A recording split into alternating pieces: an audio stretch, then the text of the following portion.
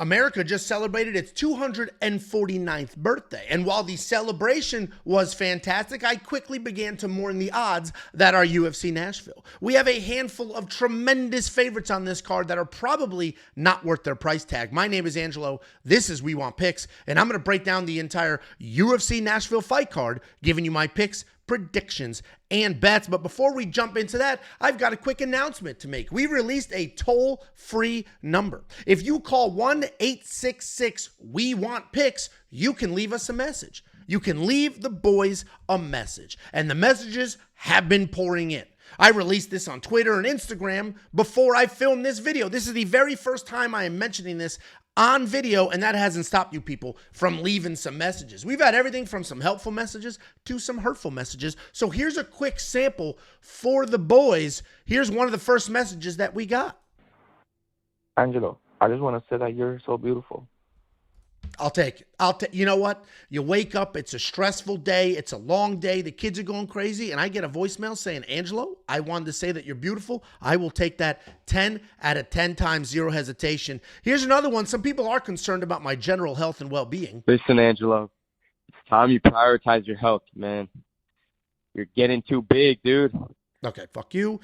We have a Michelle Pajeda message. If you don't know, Jacob tweeted that Michelle Pajeda had a girlfriend with him at the fights a while ago, not realizing that he had a wife, and his wife was not too happy about that, so Michelle Pajeda gave us a call on the new toll-free number. Jacob, this is Michelle Pereira. I heard what you said about me. You have ruined my marriage. That's not great. I only cheat on my wife. Listen, Angelo. That's not great. Time you We have a helpful message. One of our users called in with an actual idea for premium membership and a way to leverage the actual community to find some spots. Let's take a listen to this. One idea I have is for you guys to put up voting for the premium members on your website and for each fight. And then based on the premium members' picks, do a safety. He goes on to say that, hey, I know the community is sharp. We should let the community vote on their picks, take the consensus of those picks, and then put out a safety parlay or a lock of the week based off the voting from the general community. Not every message was helpful, though. Well, since you can't ban me on here, because it's not your YouTube channel, I just wanted to tell Angelo to eat a bag of dicks. Okay, so couple of incorrect statements there. First of all, I can ban you on there. The program that we use for the voicemails allows for blocked numbers. Second of all, there's nobody banned on YouTube anymore. I don't know if you heard, but I unbanned every single person that has been banned over the last 3 years. So please, for the love of God, be nice. If you do want to leave a message, if you want to leave something helpful, if you have an idea, if you want to leave a suggestion, if you want to just leave some feedback, here is the number, 1-866-WE-WANT-PICKS. That translates to 866-939-2687.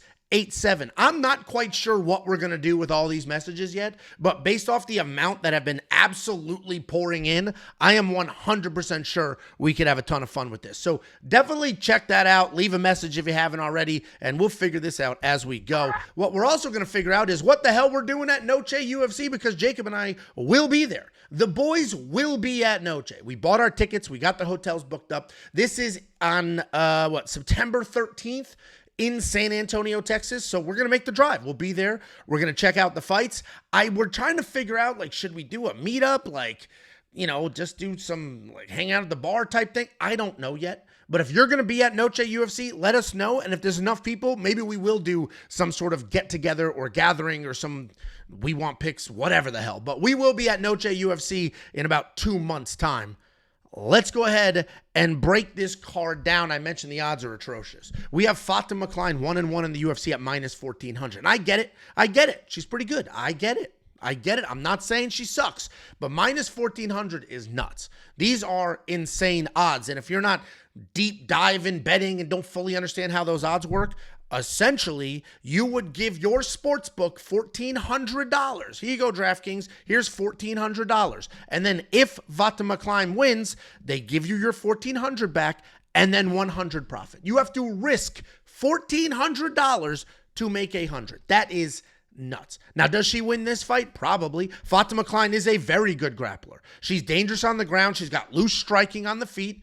She sort of bounces on the toes, plots forward. If that distance is close, she'll just fire right hands. She'll shoot takedowns. On the ground, she immediately starts working. She'll just sort of soften you up with strikes, and as soon as you cover a turn, she'll sink something in and get it done. She is coming off that first UFC win over Victoria Dudikova. She is taking on Melissa Martinez. Melissa Martinez is just like the little tough engine that could. She's pretty powerful. She can hit people pretty hard. She's had finishes. She can knock people out.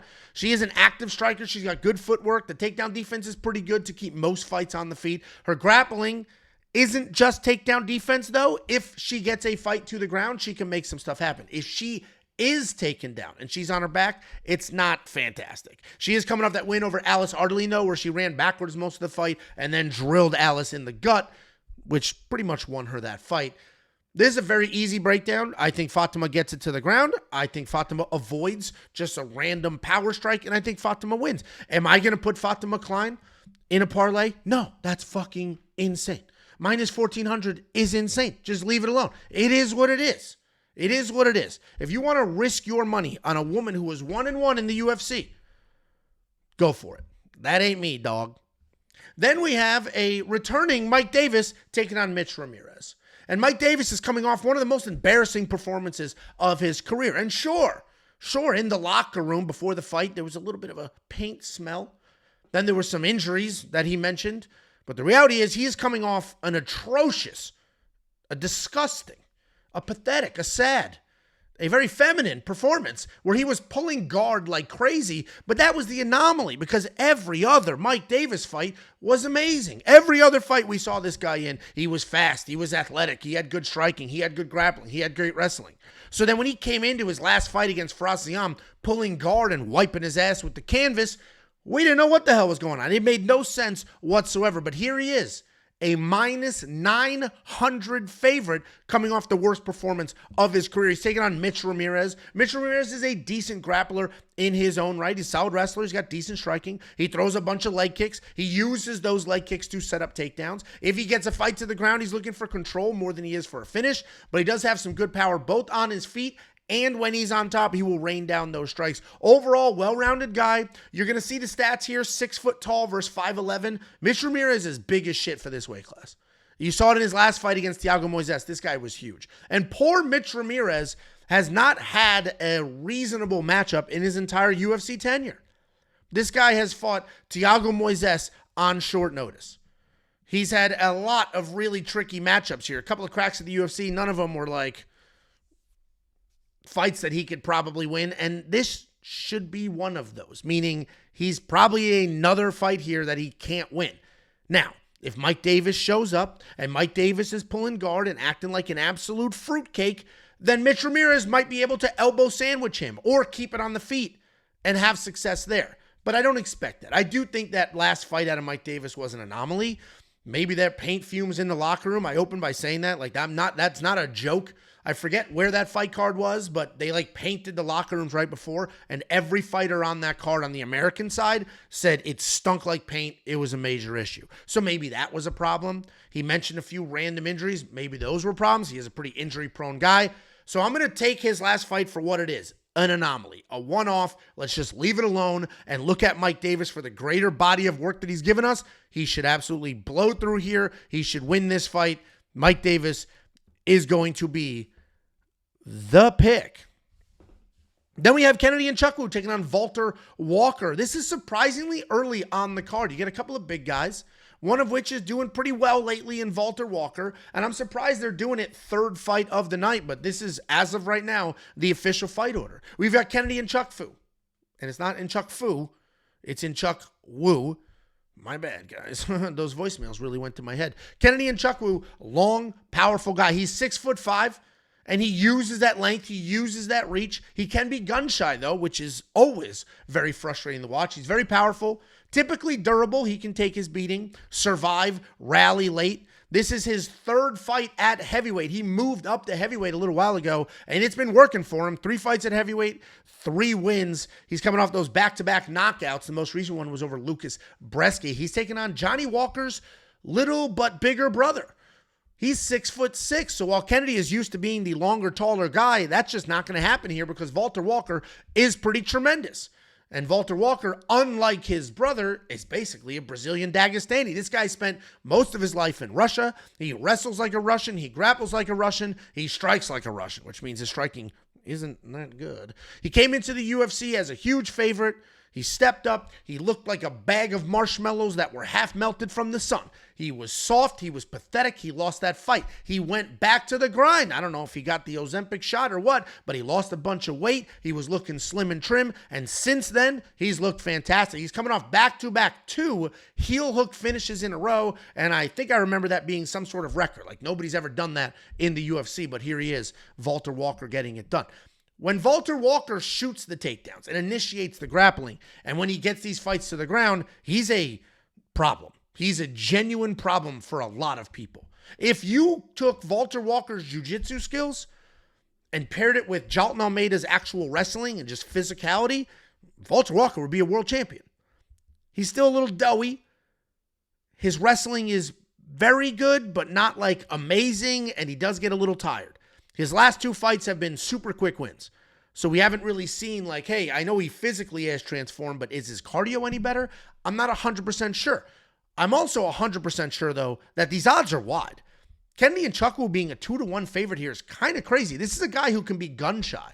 This is a guy who sometimes ends up in a staring contest. He lost to a 40-year-old man a couple of fights ago in a staring contest. So yeah, I think Valter Walker wins this fight. I think he can close the distance. I think he can get it to the ground. And if he does get it to the ground, it's a problem for Kennedy because Valter Walker is a very good grappler. Valter is going to be the pick. Plus 180. This is continuing to move. Last time I broke this down, it wasn't plus 180. So I'm going to keep an eye on this as it's moving. As soon as it peaks, I'll take the bet, and we'll move on. If it starts to come back, then I'll go ahead and jump on it. I will have a bet on Valter Walker. I'm just going to monitor the odds. I'm going to use my line movement tracker on my website, WeWantPicks.com. We have a tool called the line movement tracker. It has the opening odds, the current odds, the win probability, and the line movement. So you can see where it's going. You can see the percentages and all of that. So I'm going to keep an eye on that. I'm going to use the line movement tracker to sort of find the peak here in this fight. Valter's the pick. There will be a bet at some point. On the website, we have other tools as well. It's not just a line movement tracker. We have the fight simulator. I have mentioned this in the past. This is a tool that simulates fights 100,000 times. It has every fighter on the card. It brings in grappling stats and striking stats. It simulates those fights. And then it gives you the outputs. Those outputs are everything from how many strikes a fighter is landing in the simulations to who wins those fights, how often they win, all of that. The outputs can be used to go place bets, to use fantasy like Prize Picks and Underdog, right? Use their strike lines. But there also will build DraftKings fantasy lineups for you. And as of the other day, it will now build FanDuel fantasy lineups for you. And I know that's just a tiny percentage of people. I don't know why FanDuel still does the DFS stuff, but they do. And now our fight simulator will build those lineups for you. I don't know if any other fight simulator is doing that, so you're welcome. Actually, real quick, ask me if when we added this functionality, if I raised the price. No, I didn't. $10 a month, unlock literally every single thing that we offer at WeWantPicks.com. Then we have Lauren Murphy, also surprisingly early in the card. And not because, oh, she's so amazing, but this is a woman who fought for a title a couple of fights ago, and now here she is on the undercard of a UFC Nashville fight. But she is 41 years old, and she is also a tremendous underdog here. And it's a little tricky situation because Lauren Murphy, skill for skill, not great. Not great. Lauren Murphy isn't like a phenomenal technical striker. She's not an unbelievable slick wrestler. She doesn't have great jiu-jitsu. But what Lauren Murphy is, though, is very, very tough. She works her ass off. She has a willingness to engage. She will move forward. She will grind. And she will just look for wins. Quite literally, she will just move forward and try to win fistfights. The problem is, at 41 years old, that gets harder and harder. The other problem is this sport is not what it used to be. While she could just grind forward and break some of the softer, also less skilled women, now she's fighting young, athletic, well-rounded fighters like Eduarda Moura. Eduarda Moura is a grappler, but she's got solid takedowns, good submissions. She is aggressive with that grappling. She wastes no time. She'll just get in your face. She'll initiate the takedowns. Her striking can be sloppy, so that's sort of a caveat here, I guess. but she's just using that to set up the takedown. She's bombing away. She's getting in your face. She'll shoot the takedown. She's coming off that win over Veronica Hardy where she wasn't desperate for the takedown. She just sort of let it come to her, and then she grinded out that win. So yes, Lauren Murphy is tough. Yes, Lauren Murphy can just move forward. She can drag you to the ground, try to make something happen, but she's 40 years old. She hasn't fought in 2 years. She's fighting somebody younger, faster, a better grappler. Lauren Murphy is not going to win this fight. Eduarda Moura is going to be the pick. I hate that she's minus 600. I absolutely hate that. But this is just the new reality. The new reality that we live in is that fight odds are insane. They're unreasonable. They're insane. It's forcing people to do like long tail parlays that will end up breaking. We ended up making a bunch of money last week at UFC 317, and we're going to look to do the same here. Eduarda Moura should win this fight, and I think she's okay to parlay. I saw somebody, I don't know, in the droves of the internet being like, oh, tell me you don't know anything about betting by parlaying a minus 900 Eduarda Moura. Well, first of all, slap dick. She's not minus 900, is she? Is she? No. You muppet. Second of all, that's the reality we are in right now. What are the choices? What are the choices? Get a couple of confident favorites, put them together, build yourself something that'll make some sense, right? You'll grind, you'll get a couple of bucks here, a couple of bucks there, a good win here, a good win there. Or start chasing wild payouts. Is that what you're going to do? You're going to parlay 4 different finishes? But lose the bet, but feel good about yourself for 4 days because that bet was, hey, plus 600, but it lost. Who gives a fuck? So it is a tricky world that we're in right now. Eduarda Moura is minus 600. Is that ideal? No, of course not. Does she win this fight 95% of the time? Yes. And you can use that to try to make some money. Eduarda Moura, very easy pick here. I don't see Lauren Murphy grinding her way to a win at 41 years old after a 2-year layoff. Then we have Jake Matthews taking on Chidi Njokuani. All the value bettors can find some value here. Jake Matthews is a solid underdog. Jake Values. Hey, that's his nickname. Jakey Value, because he's plus 122, and I think he wins this fight. Jakey Value is a pretty well-rounded guy. Jakey Value's got striking. Jakey Value's got grappling. His fight IQ is not the best, but hey, he's Jakey Value. He's not Jakey Genius. If he was Jakey Genius, he'd be the favorite. He's Jakey, I'm good at fighting, but sometimes I do dumb shit. Translated to Jakey Value. The reality, though, like in all seriousness, Jake Matthews is a good fighter. He can get takedowns. He can strike with people. He is insanely durable. He took a round off of Michael Morales. Undefeated Michael Morales. Took a round off of him. He's got a solid striking differential of 3.45 to 2.63. Let's reduce that down to 3 to 2. The takedown defense is okay at 67%. He gets in people's faces. He's got a great chin, and he's a durable dude. He's fighting a 36-year-old Chidi Njokuani. Chidi Njokuani is somebody I've been very high on in the past. Chidi Njokuani is a good fighter. He's very dangerous. He's tremendous. How this guy makes this weight is beyond me, and sometimes he doesn't make the weight. But he's 6'3" at this weight class. He's got this, like, his legs are like this. That's actually how he makes his weight. He hits hard. He is fast as shit. He's got speed. He's got power. He's got good distance control because he is 6'3". He's not a high volume guy, but he sticks and moves really well. His feet are never fully planted. If you are able to get inside that reach and get to those little baby legs, you can take him down. He also seems to be getting a little chinny. He just beat Elizeu Zaleski in his last fight, but he was rocked. He was in some very real trouble, and Elizeu Zaleski is also pretty old. So Chidi Njokuani is a guy that cuts too much weight at this age. He's a guy that you can take down if you get to his legs, and he's a guy that we just saw get rocked. Did he get finished? No. Did he get knocked out? No. But that might be the beginning of what could be a faded chin in the future. So I like Jake Matthews here, if he chooses to wrestle, right? We didn't call him Jakey Genius because he doesn't make the best decisions in the fight. But if he decides, if he does turn into Jakey Genius and decides to shoot some takedowns, he can definitely have some success. Chidi Njokuani can fade.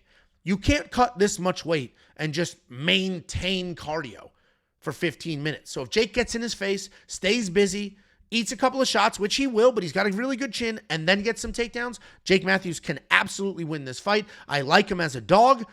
These odds are also widening. He's plus 122. We'll keep an eye on it, see if we can get better odds in a little bit. If you don't fully like, the problem is the props aren't going to be great. I'll say if you don't fully like Jake to win outright, win inside the distance, decision, no action could be a good bet. That's if Jake wins the fight by finish, you'll get paid. If he loses the decision, you'll get a refund. The problem is I don't think he's going to finish Chidi, but I'm also positive Jake won't get finished. So you end up with a refund, worst case scenario. Then we have the featured fight of the prelims, and that's kind of a disservice to Chris Curtis. Chris Curtis should absolutely be on the main card, especially when you see what the first fight is on this main card. That Chris Curtis should be on the main card. But here we are, Chris Curtis, featured prelim, 37 years old, going down in weight. As of right now, everything is showing this fight at welterweight, and Max Griffin is a welterweight. So I have to imagine this is correct, and Chris Curtis is going down. Maybe it's incorrect and Max Griffin is going up, but that's not how it's listed anywhere.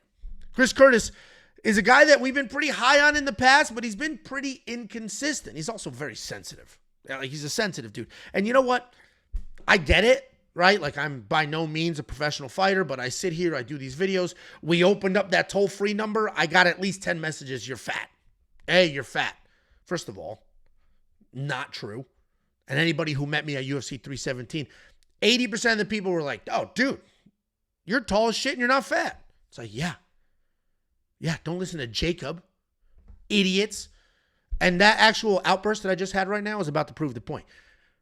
While it's easy to say Chris is sensitive because he'll lash out at people on the internet, including us, he's done it in our comment section before, I get it. Professional fighters, first of all, have a fuck ton of downtime. Like a shitload of downtime. It's like, even if you're training 2-3 times a day, there are many hours in between where you're just lounging around. And I know this because I managed professional fighters for a very long time. There's downtime. And a lot of that downtime is spent scrolling. And if you're scrolling and you're seeing people talk about you and they're saying wrong shit or what you perceive as wrong, you're going to fucking, I get it. I get it. It happens to me. So I'm giving Chris a little bit of credit here. I called him sensitive. And while he is sensitive, we all are. It's easy for you not to be because you get to hang out, live your life, not get accosted by thousands of people. So I get it. Christopher, if I have triggered you in the past, I'm sorry. I'm about to pick you in this fight, okay? But I am concerned about your weight cut, Christopher. 37 years old. He was just knocked out by Roman Kopylov. And yeah, it was at the very tail end of the fight, and it probably should have continued, but he would have lost the decision. I was there in person. To the point where Jacob, I think, had a bet on Roman, and he was yelling stuff to Roman, and Chris Curtis turned around, looked at us, and said, stop helping him. And it was funny. Chris actually seems like a really cool dude. But my actual genuine concern here is the weight cut. Chris Curtis is a good fighter. He's a very clean counter striker. He's got good power in his hands. He's got great takedown defense. And Chris Curtis is a well-rounded guy who can make a lot of things happen, who can beat a lot of people, and he's got dog in him. He traditionally had a phenomenal chin, but we just saw Roman Kopylov give him some very real problems. And now, we're about 6 months removed, so it has been a little while, but now we're going to drop another 15 pounds. As you all know, the more weight you're cutting, the more dehydrated you are, the less durable that chin is. So a dude was just knocked out, is going to cut another 15 pounds, go to welterweight, and fight a very powerful Max Griffin, and I've got some concerns there. Max Griffin is powerful. He's got some incredible knockouts. If you go back and watch his fight with Ramiz Brahimaj, he knocked his ear right off his head. He is primarily a striker. He's got decent grappling, nothing crazy, but he can get about 2 takedowns per fight on average, and he was just submitted by Michael Chiesa. I'm going to pick Chris Curtis here. I think Chris is the cleaner striker. I think Chris is the better striker. You can see he has attempted quite literally 0 takedowns in his UFC career, and that is somewhat problematic because if he is losing the striking exchange, or let's say he gets a little rocked, shooting a desperate takedown is not going to do shit when you're half rocked. But if he threatened takedowns early, tapped a knee, pretended he was going to shoot, well, now you have somebody worrying about multiple things and they're not fully committing to their strikes. Chris Curtis is going to be the pick. And while I ranted and raved earlier about I think you can parlay Eduarda Moura and the odds are crazy, but the reality is she wins that fight 95% of the time, I don't know if I'm in that camp here. I do think Chris Curtis wins. He should win. I just hate the weight cut. Now, if I'm wrong and Tapology is wrong and the UFC's website is wrong and this is actually at 185, I will bet on Chris Curtis. And I do think he can be parlayed. But taking another 15 pounds off of him, I don't love it. And I know he's fought at welterweight before you comment that. I know that. But he's 37 years old now. Going back down is, look what happened to all-time great Jose Aldo when he went down. He just wasn't the same guy. And obviously his chin didn't disappear on him. Listen, guys, I just got concerns. Chris Curtis is the pick. I don't love these odds going down in weight. What I do love, though, is giving you guys $50. Because if I'm giving you $50, that means I got some money in commission. If you go to wewantpicks.com/bets, we have affiliate links. Multiple affiliate links with different sports books. You sign up, you make a deposit, make a new account. They're going to pay me a one-time commission. I'm going to slice off $50, and I'm going to give it right to you. One hand washes the other. It's a nice little situation. Get yourself $50 cash. You just have to use the link. We do not have promo codes. Inevitably, every week I get emails. Hey, I didn't get paid yet. Oh, let me check out. What's your account? Hey, I don't see it in the affiliate portal. Did you use the link? Well, I used the promo code. What? There isn't one. What? You just made one up and hope for the best? Got to use the links. wewantpicks.com/bets. You use the link. You sign up. You get $50. Pretty straightforward process. Couple of updates. I mentioned the fight simulator now does FanDuel. Fight simulator simulates the fights 100,000 times, gives you all sorts of detailed data and output that you can use to bet on the fights, that you can use to find prop bets, that you can use to build DraftKings fantasy lineups. Now you can use that to build FanDuel fantasy lineups. We also have a tape index. A lot of you like to do your own research. Maybe I am here for your enjoyment and entertainment. Maybe I'm here as one piece of your research puzzle. If you like to watch the tape, do your own tape study. We have a tape index. Tape index lines up every fight for you, gives you every fighter, their full fight history, details for each one of those fights. And there's a little red play button. You click the play button, video pops up. You can start to watch the video. I do get a lot of questions like, hey, we don't host the videos. I'm not going to jail over copyright infringement. The tape index is an index. It organizes it for you. It lines it up for you. And the reality is, instead of spending an hour trying to find each individual fight, we've done all that work for you. Check out the tape index. It's under tools in the menu. We've also updated the optimizer to make FanDuel lineups. So we have the DraftKings Fantasy Optimizer that will build DraftKings lineups for you. A couple clicks of the button, it'll spit out 150 lineups. We have the beginner mode where if you don't know how to use an optimizer, it's okay because it's just going to ask you logical questions like, who are your most confident favorites? What underdogs do you like? And it'll use those answers to build lineups for you. It did that for DraftKings. Now it can also do it for FanDuel. And while I understand FanDuel Fantasy is not like the number one product in this space, it is still a product in this space, and it is still an incredibly helpful thing to have. So if you do FanDuel Fantasy, we've got the tools for you. It's included in your membership. We didn't touch the price because we never will. WeWantPicks.com. Just click Become a Member at the top. It's $10. You'll unlock everything I've mentioned. Everything I've mentioned, 30 things I didn't mention. WeWantPicks.com. Just click Become a Member at the top. Here's a look at the cards you will unlock for $10. For $10. Listen, I fully recognize there's a ton of people that don't like me. I get it, right? I speak aggressively. I make comments about people. I get not liking me, right? I live in this world too. Plenty of people I don't like for no reason. What I don't get, though, are people who do not realize what an insane value premium membership is. You can hate my guts. You can hate my guts.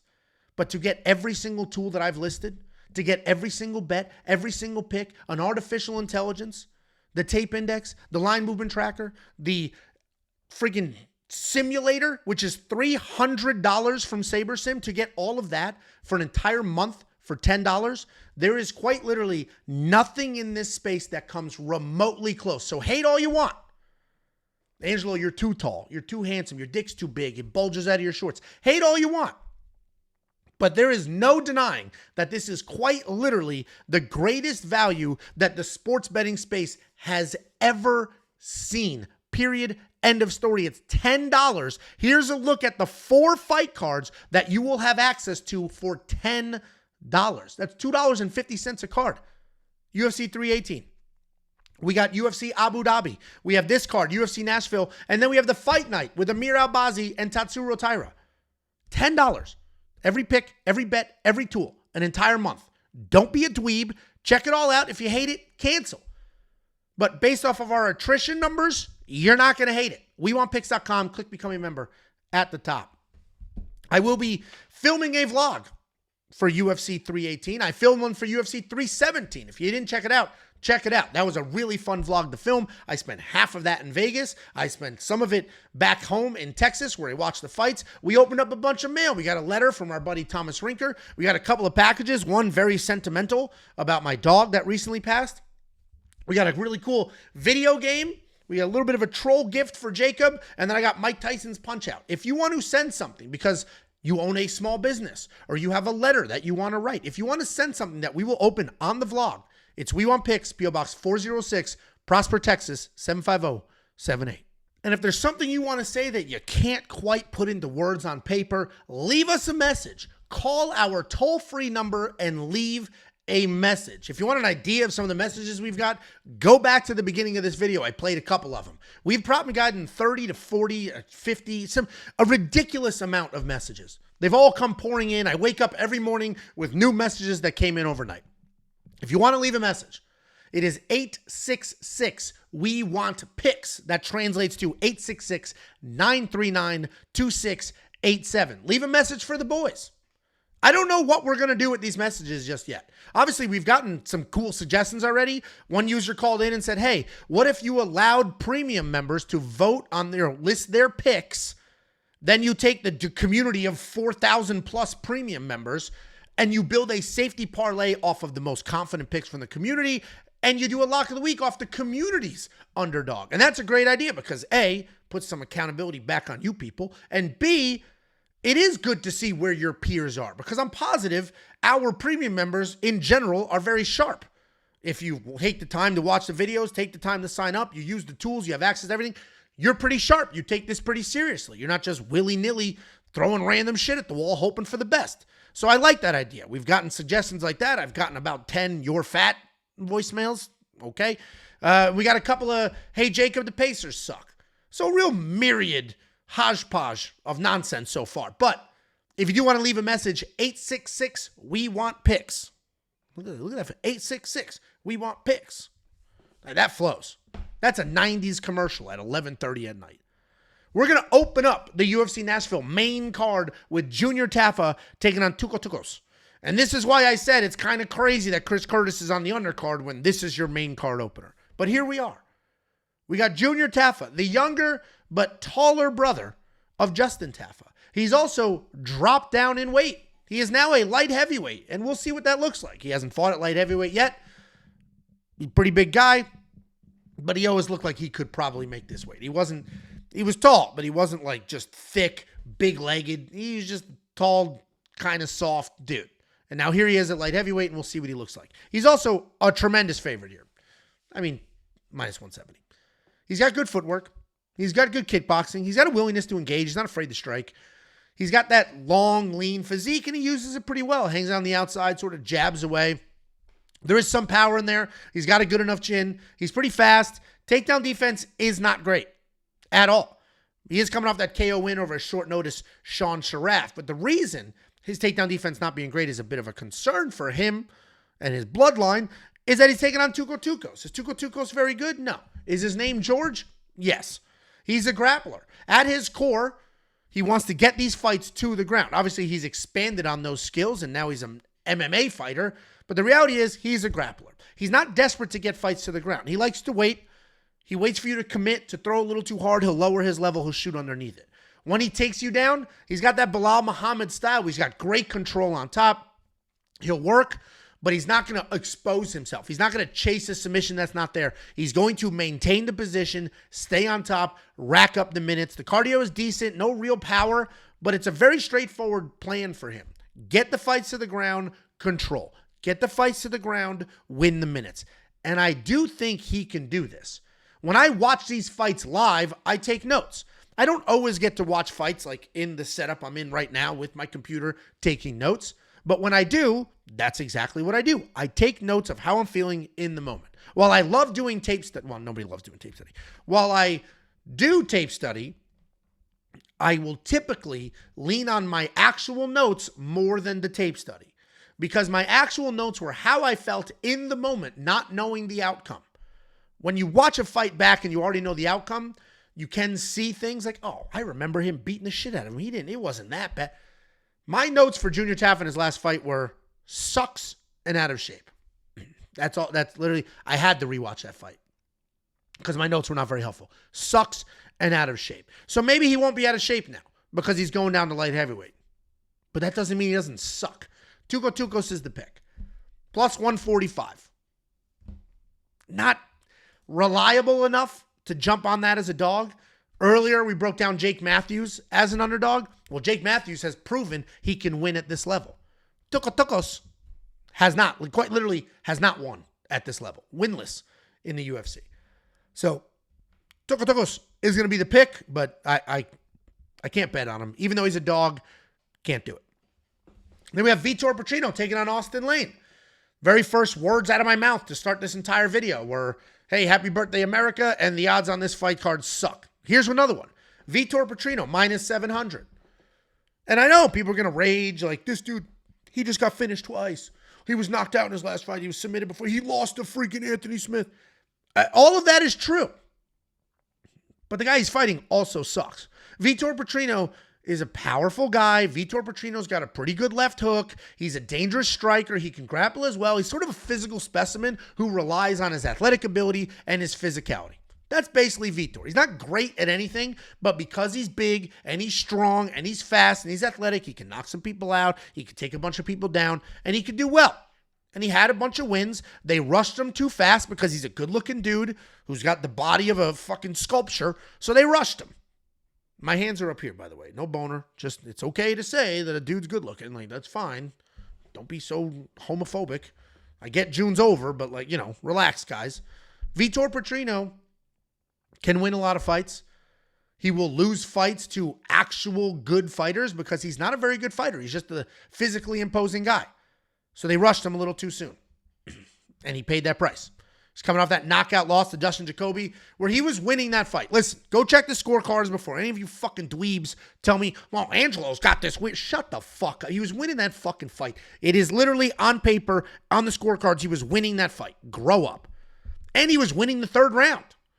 And then he ran straight into a monster punch and it put him out. So yeah, he clearly lost the fight. Point being, though, if he did a little more of the same, didn't get a little excited, didn't try to chase that finish, that win was his.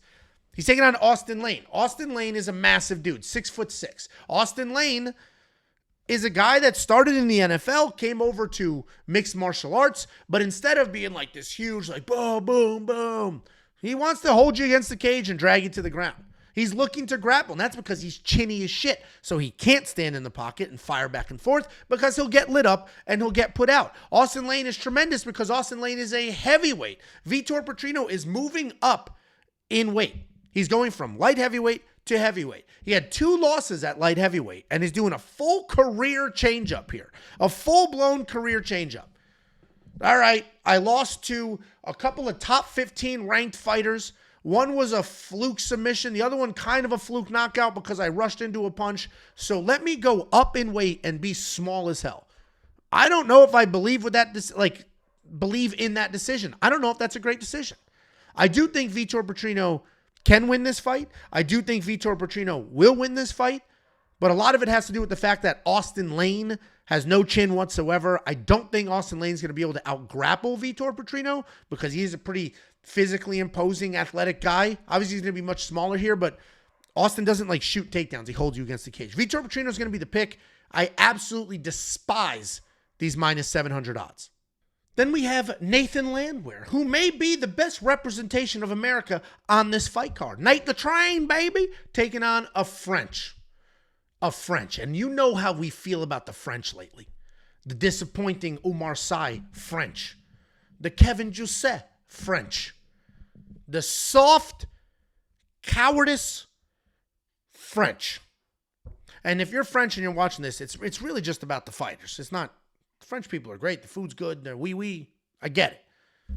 Nate the Train. This guy's a wild man. He is quite literally the embodiment of America. He's just going to run forward, throw wild, look for a finish at all costs. He'll put himself in harm's way for our entertainment and for him to win these fights.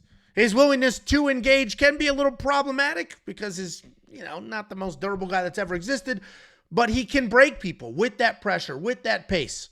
He is not afraid of anything. And I don't think he should necessarily be afraid here, but I don't think he's going to win this fight because he's taking on Morgan Charriere. Even his name is French fancy. Charriere. He's an explosive striker. He is light on his feet. He can stalk his opponents. He can leap into punches. He can work for control. He can wrestle. He can strike. He can grapple. He can do all of the things. And honestly, going into his last fight, I was very, very high on Morgan Charriere. We saw him lose to Chepe Mariscal, but that was a dog fight. And Chepe is a dog. So coming off of that fight, I was like, dude, Morgan's good. Then he fought little tiny fit in your pocket Nathaniel Wood, and Nathaniel Wood drops Morgan. Drops him. Almost finishes him. Now, Morgan is able to survive, and good for him, because some of the other wee-wees probably would have just quit. Kevin Gisette, Umar Sy, you bums. But Morgan didn't. He grinded through it. He lost the fight, but he worked his way through, continued to press, continued to try to win that fight. The reality is Morgan Charriere is a very good fighter. He is a very skilled fighter. He can grapple. He can strike. He can wrestle. He's got good cardio. He's pretty strong. Morgan Charriere's got a bunch of losses on his record, but if you look a little closer, a couple of those are some screw job decisions. Morgan is that, he's not the typical French savate style where it's just fucking do nothing, but he does have some of the French in him where he won't just fully go for it, right? He'll wait a little bit. He'll look for an opening. I don't think it's going to matter here because Nate is not going to let Morgan wait. Nate's just going to get right in his face, try to fight immediately, just getting after it. I think Morgan wins because Morgan's the better fighter everywhere. I think he's a better striker. I think he's a better grappler. He's quite literally better everywhere except for just grit and raw determination. I don't think that's going to be enough for Nate here, so Morgan's the pick. I'm very confident in that, but I think we've learned. You can't bet on him. You can't. The French are too unreliable. And then we have the tape index. The tape index is a tool that is incredibly helpful. Is it the revolutionary tool that's the beginner mode and the optimizer? No. Is it the wildly complicated yet insanely accurate fight simulator? No.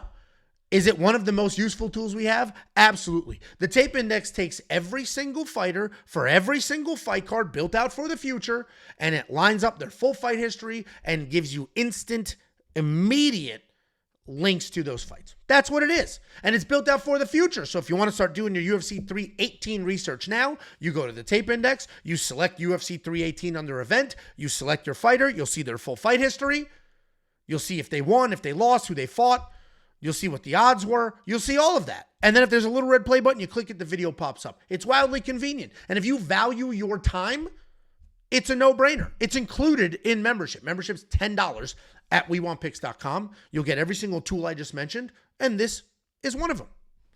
Then we have the featured fight of the evening. At one point in time, I thought this was going to be the co-main event, but it's not. It's the featured fight of the evening. We have Calvin Kattar taking on Steve Garcia, and these odds have moved quite a bit. And I actually fully understand that.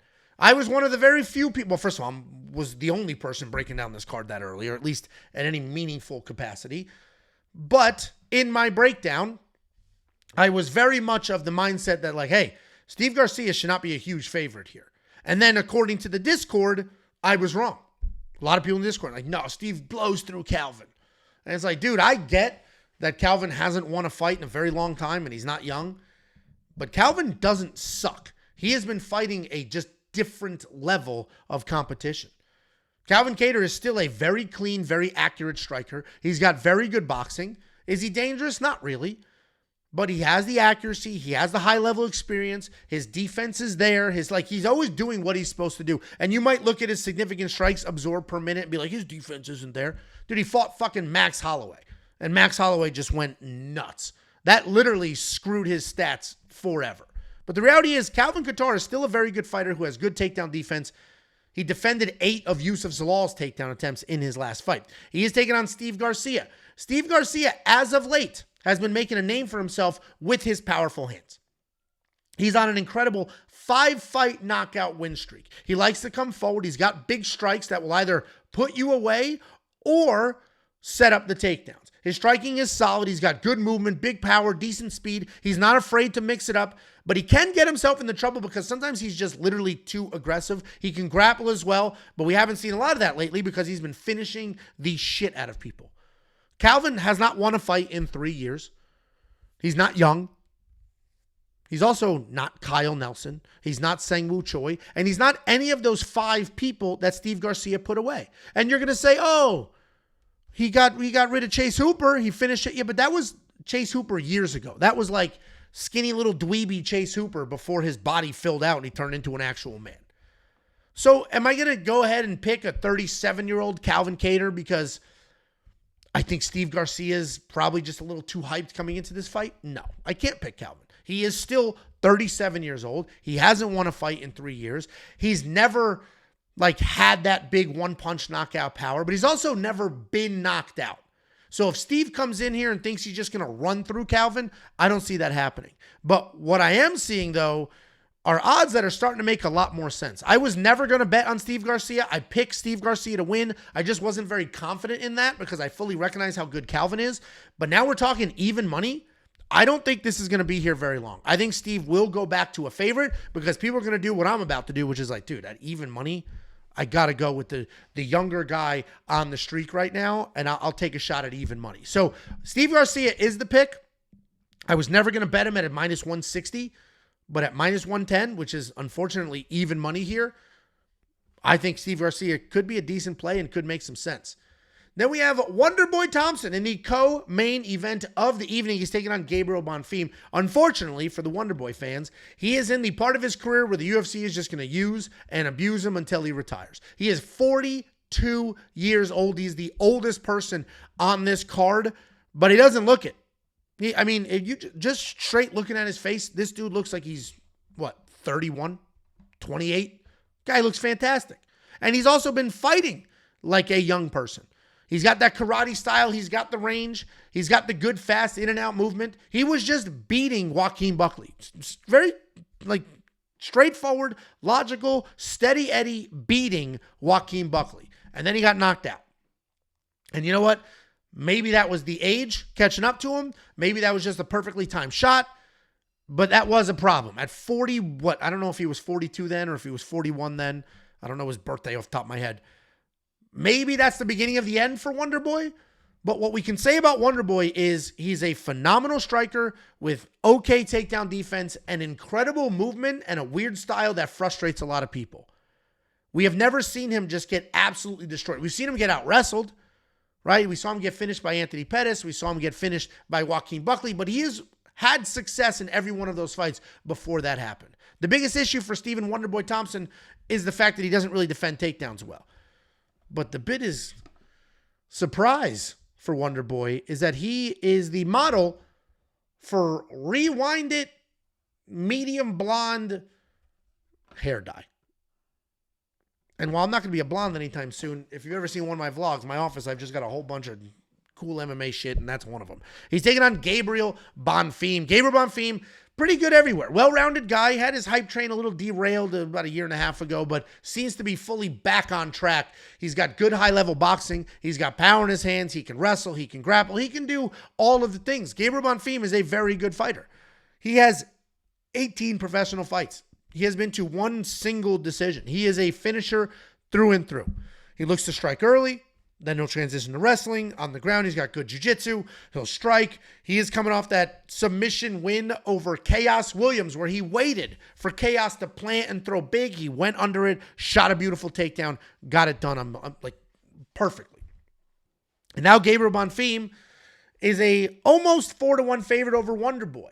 And while I'm 100% sure that Wonderboy's striking is going to frustrate Gabriel Bonfim, and I am 100% sure that Stephen Thompson, Wonderboy, will have some success early in this fight, I am also positive that Gabriel's going to say, fuck this, shoot a takedown, and take over that fight. That's how this is going to go. Gabriel Bonfim is going to get frustrated with the range management and just shoot a takedown. And he will be able to get the takedown because Wonderboy's takedown defense is not spectacular. So Gabriel Bonfim is going to be the pick. Another fight with some pretty wide odds, but these ones are a little more justified.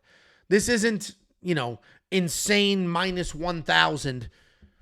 This is a 4-1 favorite, not quite, but almost a 4-1 favorite over somebody 15 years older who hasn't quite learned how to defend takedowns. Gabriel Bonfim is going to be the pick.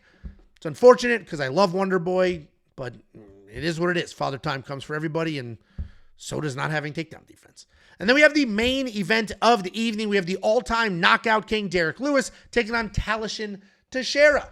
This is going to be the most stereotypical Derek Lewis fight you've ever seen. And when I talk about that, it's Derek Lewis gets dotted up, does nothing, staring contest, either lands a huge punch and knocks you out, or gets dotted up and then finished. That's it. I mean, that's a Derek Lewis fight. People have it in their head like, Derek Lewis is so exciting, he's so fun. No, he's not. He's got unbelievable post-fight speeches. Those are all-timers. And he's got one-hitter quitter power, and he has finished more people than anybody in the UFC, at least with his hands. But leading up until that point is not fun. It's a quite literal staring contest. Derek Lewis lands like almost no strikes whatsoever. He just sort of lumbers, waits. He's also 40 years old. Derek Lewis is a guy you have to be worried about because he can absolutely, very clearly, very easily with one punch knock your head clean off your body. He just did it to Rodrigo Nascimento. He's taking on a very young, a very untested Thaleson Teixeira. Thaleson is 8-0. Derek Lewis is 28-12. That's 40 fights to 8 fights. That's not even close. And look how fast I did that math. That is 40 fights to 8 fights.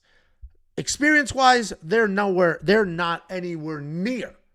They're not in the same stratosphere, nowhere near each other. But skill for skill, Thaleson Teixeira is probably the better fighter. He's obviously insanely tall. He's been gifted at 6'7", but he's got good power. He's got decent footwork. He comes at people. He's an absolute killer. He's not afraid to engage. The power's everywhere. He doesn't fall behind on the strikes. He's not like lumbering. He's fast. He's clean. He's athletic. But he doesn't have a ton of experience, which makes this tricky because, while experience doesn't always matter, at a certain point it kind of does. This is a main event fight. This is Taleson's first main event. He's had one fight in the UFC.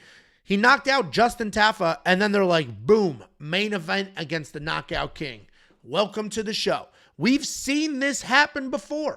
What happened to Shamil Gaziv's ugly ass when they rushed him to a main event? Same shit. Had a phenomenal showing in his first UFC fight. Then they said, boom, main event, and he looked like absolute shit. This could be the same thing. I'm going to pick Thaleson Teixeira just only literally because he is enormous. He seems to have the power, and I think he's just going to be a little faster, and he can beat Derek Lewis to the punch. I cannot bet on Thaleson Teixeira. I cannot bet on a guy that has only had 8 fights against somebody with the experience of Derek Lewis and the power of Derek Lewis. And I'm not saying I can't bet on him because I don't think he wins. I can't bet on him because, for all we know, he's going to freeze up. This is his first minute. The dude might literally freeze up. He might not know what to do with the bright lights. He might not know what to do if this fight goes 3 rounds. Thaleson Teixeira's previous opponents suck. He hasn't beaten anybody good yet. Derek Lewis will quite literally be the best person he's ever beaten and one of the only people with a positive record. One of Taleson's opponents was 4-16. So Taleson's going to be the pick only because he is enormous and the skills dictate that he should win this fight. But you factor in the fact that this is a main event. You factor in the fact that he has to do all the press and all these things that he's never done before. You factor in the experience.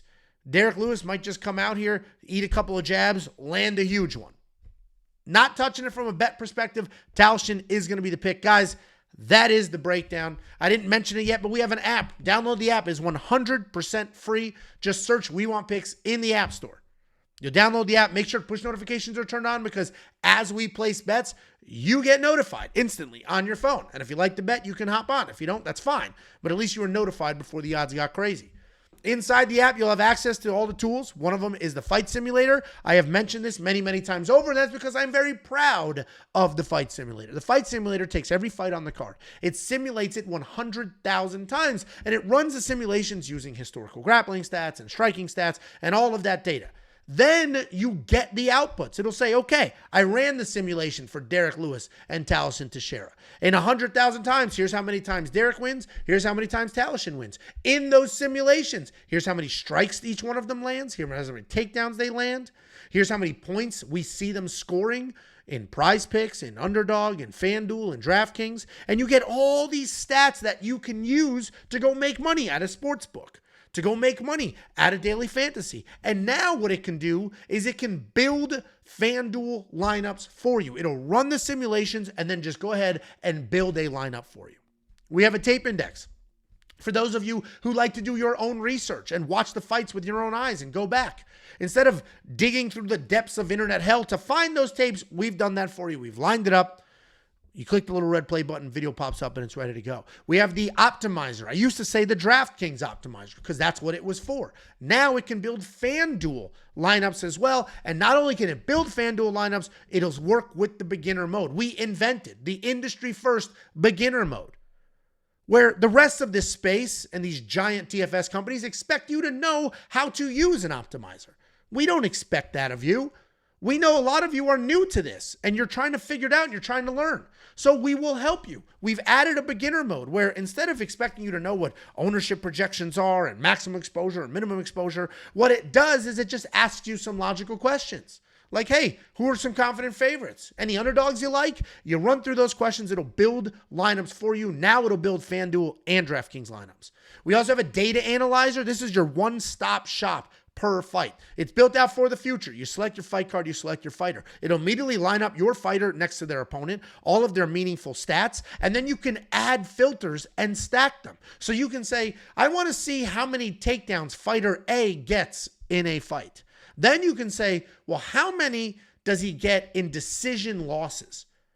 And it'll not only line up the stats for you, it'll show you each one of those fights, and then you can click on a plot point and it'll bring up the video just like the tape index. And we have a line movement tracker. This will give you opening odds, current odds, win probability, and line movement for every fighter on every card. We have a prop hunter. This is a curated set of data specifically designed to help you find prop bets. And we have more than just my beautiful face. We have Bet Sam, whose bets have been absolutely killing it. We have Artem, who is picking at an incredible percentage and doing that for both PFL and some of the other regional fight cards.